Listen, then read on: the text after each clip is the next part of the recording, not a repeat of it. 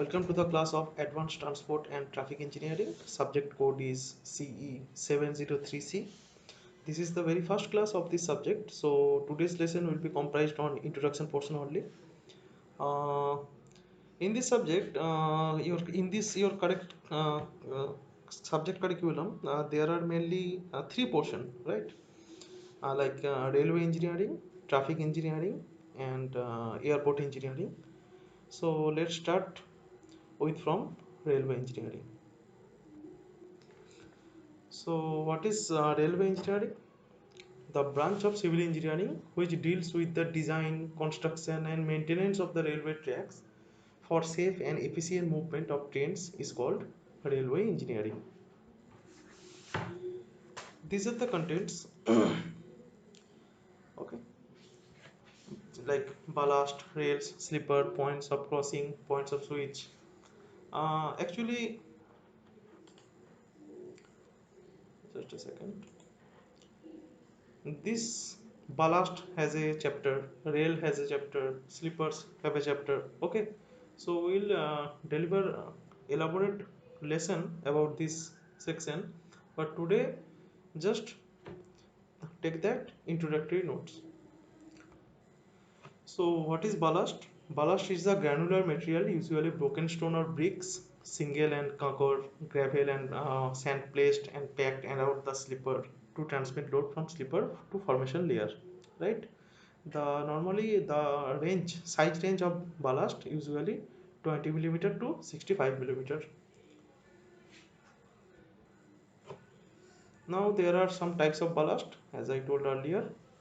Broken stone can be used as a ballast. Broken stone actually is a widely used ballast in railways in India. Also as well as in the other countries. And sand ballast. Sand also can be used as a ballast material. And gravel ballast. Gravel is a naturally occurring material formed by the erosion of rocks, and this is a very much tough ballast. It can take a huge load. Modam also can be used as a ballast. Coal ash or cinder ballast can be also used. This is the pictorial view of ballast. It can be granite, it can be basalt. Okay. Now moving to rail. So the rolled steel section laid end to end in two parallel lines over slipper to form a railway track are known as rails. We all know that this is the basic part. Now there are three types of rails. The rails used in the construction of railway track can be divided into the following three types. This is the normally broadly classified as a three types of rail. Number one is double headed rail, number two flat footed rail, and number three is bull headed rail. Okay, so have a look how double headed rail are work and how it looks like. Double headed rail, this is the rail having their head and foot of same dimension. This type of rail is known as double headed rail. Look, this is a pictorial view of double headed rail. So this dimension and this dimension, that means its head and foot are same dimension. This is head portion, this is foot portion, this dimension are same. This type of rail is called double headed rail, right? Next, moving to flat footed rail. What is flat footed rail? The rail section having their foot rolled to a flat are known as flat footed rail. That means this is the flat portion, this is the foot portion, this foot portion is totally flat. Okay, and this is the head portion. So you can see the rail section having their foot rolled to a flat are known as flat footed rail. Okay, rolled to a flat. Okay, so this is flat footed rail. Now moving to bull headed rail, the rail section having their head of more dimension than that of their foot are known as bull headed rail. Okay, the section having their head has more dimension than their foot, this is bull headed rail. This means this is very much greater dimension than the foot dimension. Okay, this dimension is greater than foot, this is bull headed rail. Now moving to rail joints. Fish plate joints can be there, fastener joints is there, slide chairs joint, junction plate joint, bearing plate joint, chairs, etc. are there in the category as a rail joint. Now fish plate joint is very much important. What is fish plate joint? This is looks like this. This is the fish plate joint. Actually, in rail terminology, a fish plate, it can be also called as splice bar or joint bar. Okay, so a fish plate splice bar or joint bar is a metal bar that is bolted to the ends of two rail to join them together in a track. Okay, and the name is derived from a fish which is a wooden bar. Actually this is not a animal fish. Okay, so derived from fish which is a wooden bar which is with a curved profile that is used to strengthen a ship's mast. Okay, so from there the term fish term has come, fish plate. And fish plate is a small copper or nickel silver plate. It consists it as copper and silver nickel plate that slips on the onto the both rail. Okay, now this is fastener joint. You can see this is the fastener. Okay, this is slide chair joint. This is the slide chair. This is the junction plate. Okay, now moving to slipper. What is slipper? Slippers are membered generally laid transverse to the rails, on which the rails are fixed to transfer the load from the rails to the ballast and the subgrade. Actually, how this total terminology works, the at first the load of the train comes. Okay, the load of the train is going to the rail to directly. Okay, then what rails do? Rails directly transfers the load to the slipper. And what slippers do? Slippers directly transfers the load to the ballast, and ballast finally transmit the load to the subgrade soil. That how the load terminology works. So slippers as the member generally rate transfers to the rail, on which the rails are fixed to the transfer of the load from the rail to the ballast and to the subgrade. Okay. Now these are the types of slipper. There are wooden slipper, metal slipper, and concrete slipper. Okay, so three types of slippers normally are there. Concrete slipper, actually nowadays there are precast and pre-stressed slipper is also there. So this basically comes under concrete slipper.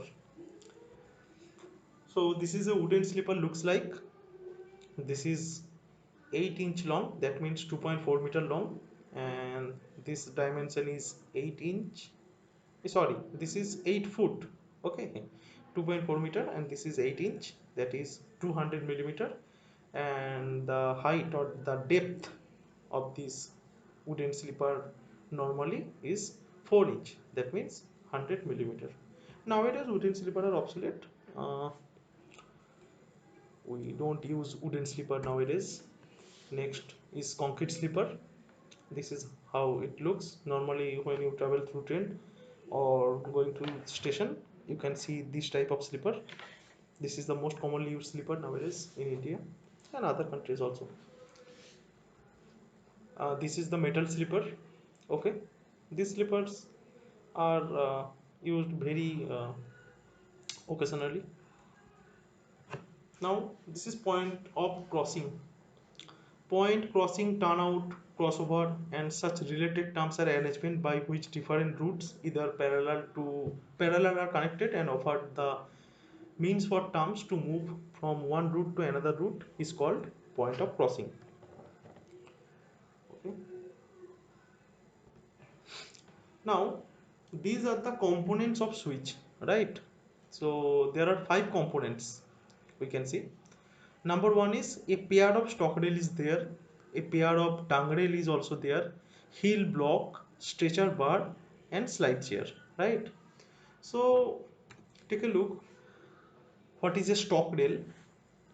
And this is a tongue rail. So what is tongue rail? Tongue rail is actually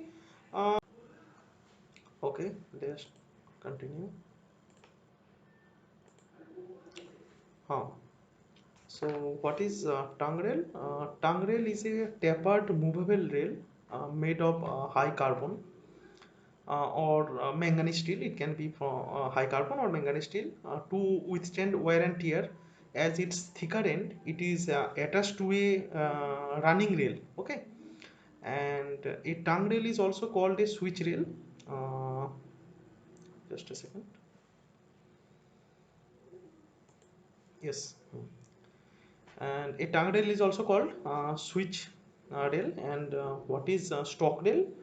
Stalk rail is the running rail against which a tongue rail operates, right? So this is the relation between stalk rail and tongue rail. And this is the heel block, you can see, and this is the stretcher bar.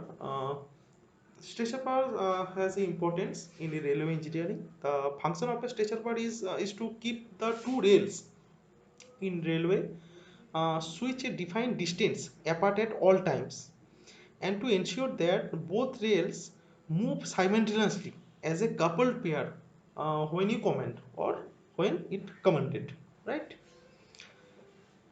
And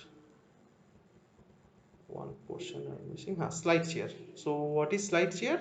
Slide chair is a slide chair in a railway track at a switch is that portion of the tapered rail segment that guides the train from one track to switch from another track. Okay, so actually slide chair is used mainly to change the track.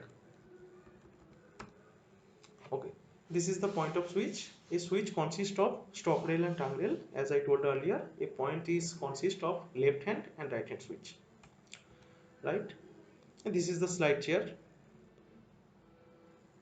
Okay, so thank you. That's all for today's class now.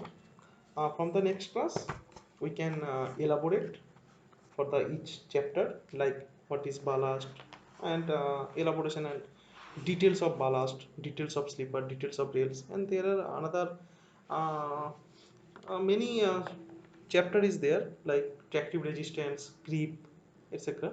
So we all will be introduced shortly, part by part. So thank you.